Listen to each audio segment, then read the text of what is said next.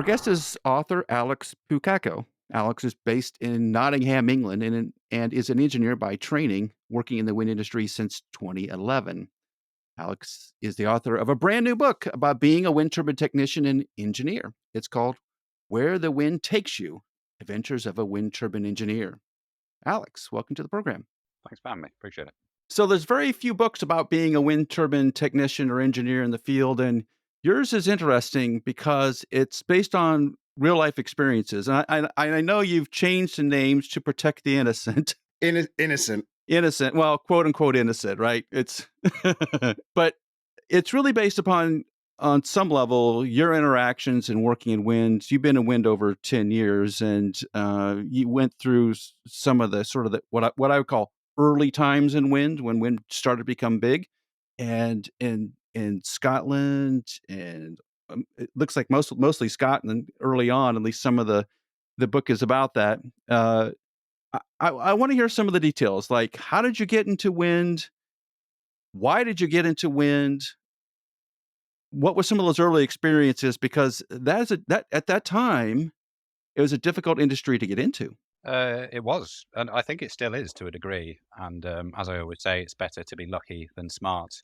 I wouldn't say mine is a conventional route. And I think since releasing the book, a lot of people have approached me to ask, desperate to get into wind, what's the best way? So I guess in repayment for that, I'm putting together an article at the moment to help young people get into wind, because it is very competitive and difficult, despite us crying out for more technicians.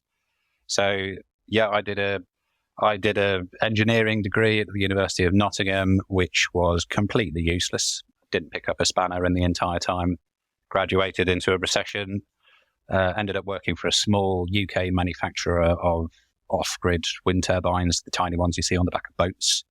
Did a bit of residential solar for a bit, and then I went to California Wind Tech, which was like a 2-month course they did in California, just as an introduction to electrical and hydraulic schematic reading. And then I got a real lucky break. I applied for like a salesy operations job, which was a real sort of dog's body type role. And they gave me a chance at a wind turbine gearbox consultancy that was just starting up in wind. A load of people had left on maternity leave. We didn't have enough people, and we had more work than we could deal with. So very often there'd be a shout around the office, who wants to go to Australia, America, Scotland, to do whatever job it was, main bearing inspection, portable vibration demonstration, something like that. Stick my hand up, yeah, I'll go. Right, get yourself booked, you travel, off you go. And that was it. You were gone for 2-3 weeks, and it was fantastic.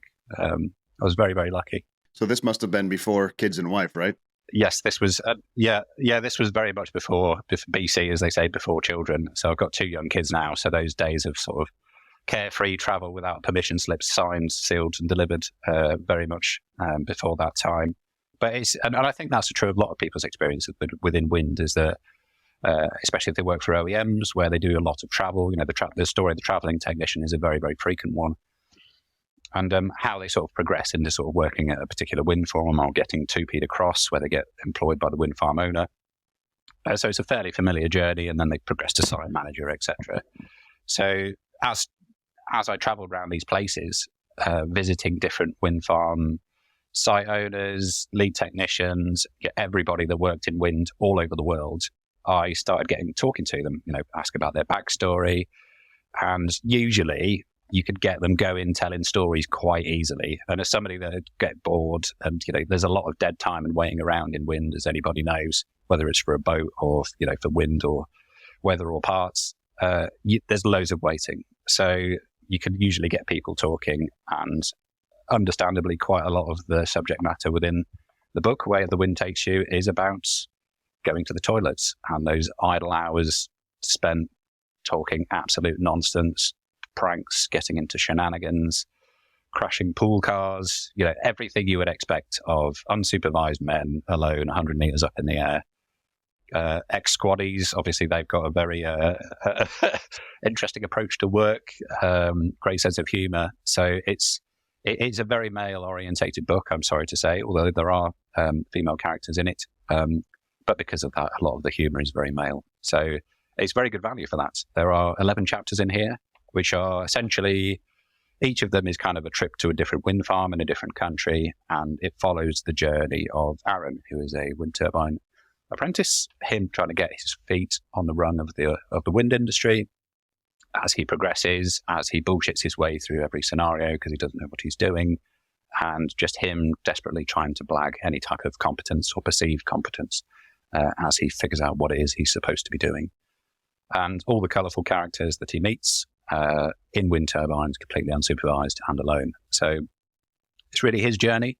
But a lot of the stories, whilst the places are real, the people are real, it's all based on my experience, a lot of the stories, especially the anecdotes, are borrowed. They're all true, 100% true. And I think that's what I really enjoy about the book, is that these are all real people. And I think that some of the best feedback I've had from either the people that have donated stories or the people that have read it, have they said it's very, very true to form. It's relevant. It's a representation of their life, and they can pick out not so much the people, because as we say, we've anonymized everybody to protect everyone, because there's still people, some of them in very senior corporate positions now, that have contributed to this book, and they're all here. And they're all very recognizable. Even if they don't know the particular person, they will know someone like them, I would guess. It's a real life look into wind industry of that time, and I think that's what's fascinating about it, because it was difficult. Everything about it was difficult. Running around in a van, a couple of guys in a van with a bunch of tools into a muddy field or icy field, climbing wind turbines, turning over sheep that have flipped over in the field, and yikes.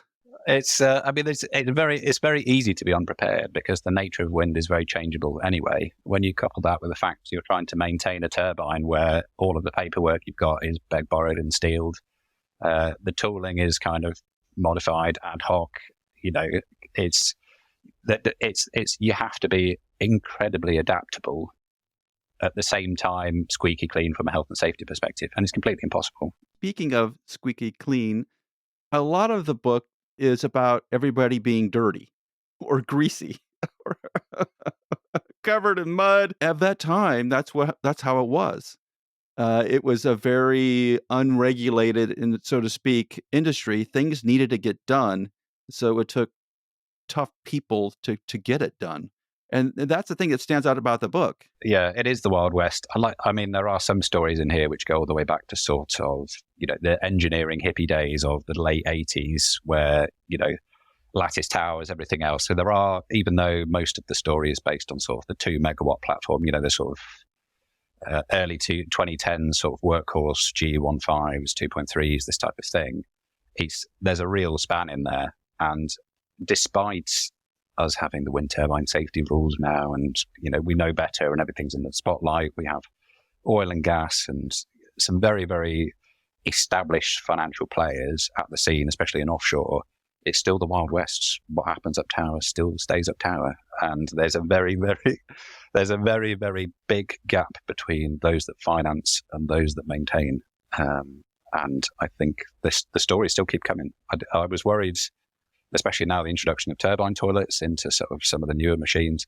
I thought, that's the end of it. There's no more good stories to come. But good to hear that even on the Halliade platform, absolutely covered. It's got more CCTV in that 15 megawatt turbine than the City of London. Still no toilets. So it just means that when you are going to the toilet, you can put your thumbs up to everybody in marine coordination who's looking at you. So it's we're still not learning our lesson. Still reinventing the wheel. So. And I think that's part of the fun of working in wind. There's a major difference that you see between the shiny, clean exterior that is portrayed in branding or marketing or in the media or whatever, and what's really happening. Like if you look at a technician's phone and his videos and stories and things that are going on there, like look at this one. Look, we were installing this tower, and before it had the VIV protection on or something, and the tower's up there swinging a meter per second. And there's guys holding on up there and stuff like. So there's a lot of things that happen behind the scenes, and I think the book dives into those stories and gives almost a picture of what's really happening under the hood of this vehicle out in the field. Yes, very much so, and I think that's where the most fun is had. I think, as well as where the as the old saying goes, like if you want a clean paycheck, you need dirty hands, and some of my stories are just the sheer silliness of it, and this story I'm about to tell isn't actually in the book, but it's from a Siemens 2.3, so it's got these lovely sort of clamshell nacelle open roofs where you've got so you've got a complete vista either way. And what a couple of technicians did was they worked it out, they measured it up, and they strung up hammocks between the top of the clamshells. And beautiful sunny day, so stripped off to their boxers, lunchtime, they're ahead in servicing, it's a very slow day. So they're sort of lying there in the sunshine, reading a book, drinking their cups of tea. And then one of them sort of gets up and he sees the other guy's clothes and he just launches his clothes over the side of the clamshell. So he stood up there, just in his pants. So as a kind of act of revenge, the guy gets out of his hammock and he throws his mate's clothes over the side as well. So they're both standing there in their boxes and they're laughing. Obviously, they're just boys, they're being silly. And so they finished the day's work, beautiful sunshine, 25 degrees, late 80s American money. And they think, right, okay, put their harnesses on. So they've got just their pants, they've got their harnesses on, so it looks like they're wearing bondage. And they climb down tower and they step out into the field and they come across this border collie and what's he got in his mouth? So the border collie's got this guy's T-shirt in his mouth. And this farmer comes out of nowhere. He's like, here, Meg. And this farmer clocks these two semi-naked blokes stepping out from the tower door, and he just looks at him and he just shakes his head.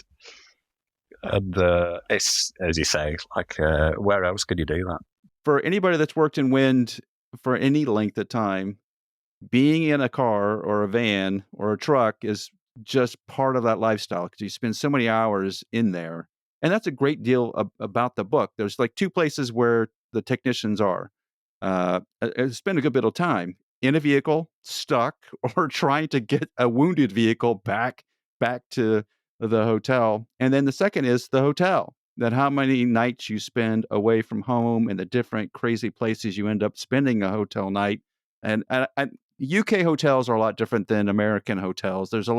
They are more integrated into the fun part of life is sort of built into the hotel. It's not just a sleeping space, so it's more of a relaxation space too. You want to talk to what those experiences were and how much time you actually spent in a car and some of the adventures in those that happen in those places?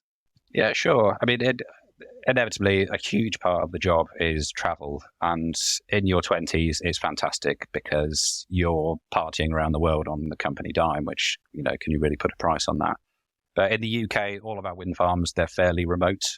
It's not like Texas or Australia where you've got fairly sort of, hubs, if you will, and a lot larger populations as well. So you're thinking rural Wales, rural Scotland, and some of the places that you stay have a lot of, how we say, character. So usually there's one person in the pub that does front desk, cooks the meals, serves the drinks, turns the beds. And you're there for sort of 2 or 3 weeks stinking up the place. And if there's 2 or 3 of you or 6 or 10 of you on a job, you descend and take over this whole establishment. Like it's your house for the week, basically. And especially some of the more, should we say, testosterone, the more blokes you get in one space, the more ridiculous it becomes because you're always pitching to the lowest common denominator. So I think that's a lot of it is about male camaraderie, drinking far too much on a school night. Yeah, that type of thing.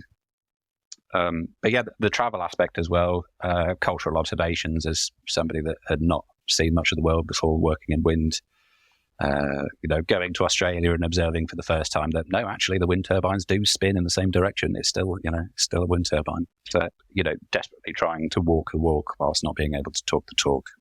And I think that's what most people enjoy is that everybody was new once.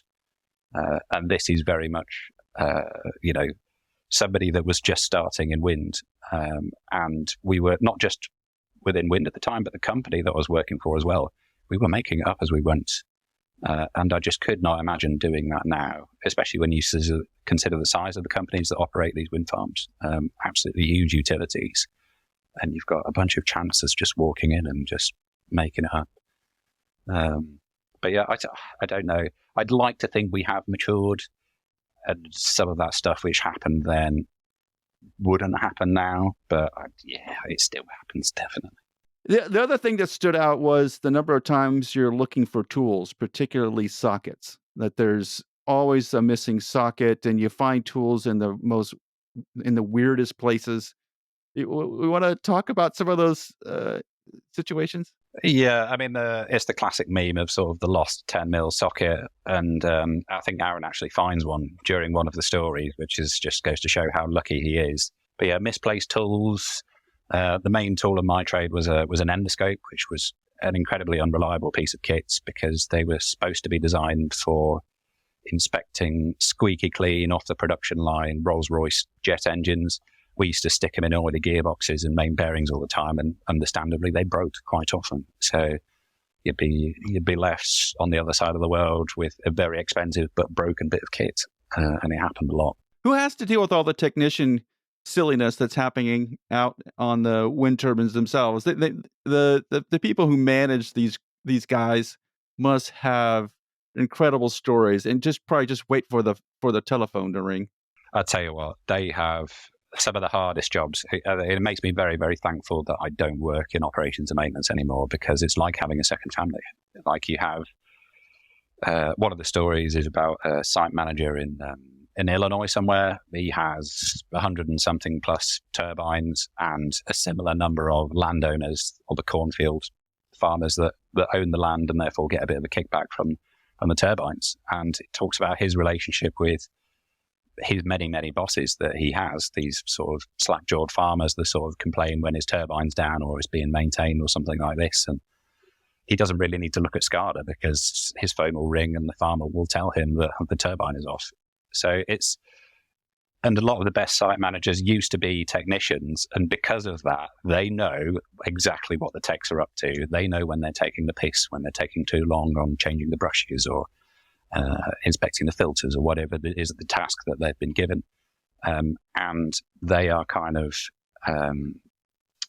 they're kind of teenagers amongst toddlers, really, is kind of the best way I could describe it. Is that they have to give the appearance of maturity, but really they're sort of, at the earliest opportunity, that, hats on, they're up tower as quickly as possible. And the best site managers always used to be technicians, but at the same time they've also got to wear the corporate hat and do the reporting and everything else. But very, very easy to draw them into storytelling mode. And especially when I was driving around America doing quite a lot of sales and main bearing inspections and stuff, very, very easily you could draw people into storytelling mode. And I think I was quite lucky that, especially seeing how America operates wind O&M compared to the UK, where we have a denser population, smaller turbines, smaller wind farms as well. And you'd be driving through a wind farm in Texas and you'd just hear this dung, dung, dung, dung. But there's nobody around to hear this wind turbine that's got two teeth missing on the IMS. And you're like, well, it doesn't really matter because, you don't need condition monitoring. Just drive around with the truck window open and you can see which one's hanging. And that's just Texas. The whole, the earth smells of oil. There's nobody around to hear it. And, when in an unregulated market, the price of power drops to $17 a megawatt. Unsurprisingly, you've not got 50K for a new gearbox. So that's how it runs. And just to see, as somebody that's come from the UK, especially offshore, where everything is, downtime is expensive, boats are expensive, power is king. And because of that, damn the cost of everything. To go to the US, where it's just like, just keep it running, give it a go, probably just needs a lick of oil, slap it, it's good to go.